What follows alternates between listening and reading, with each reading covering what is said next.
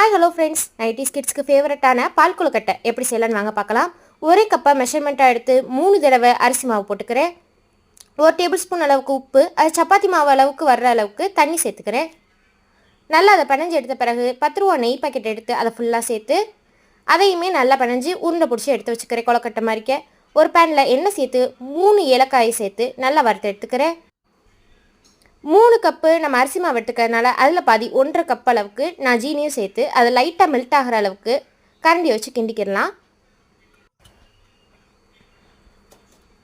இப்போ பால் முங்குற அளவுக்கு தண்ணி சேர்த்து அது நல்லா கொதிச்ச பின்னாடி தான் அந்த பாலை சேர்க்கணும், இல்லாட்டினா உடஞ்சிரும். அதையும் சேர்த்து நல்லா கிளறி விட்டுக்கோங்க. ஒரு 15 மினிட்ஸ் கழித்து திறந்து பார்த்தீங்கன்னா பால்ஸ்லாம் வெந்திருக்கும். ஒரு 3 டேபிள் ஸ்பூன் அளவுக்கு நாட்டு சக்கரை சேர்த்துக்கிறேன். அந்த பால் எடுத்து வச்சோம்ல, அந்த பால் கொஞ்சமாக தண்ணி சேர்த்து அதை கலந்து விட்டுக்கிறேன்.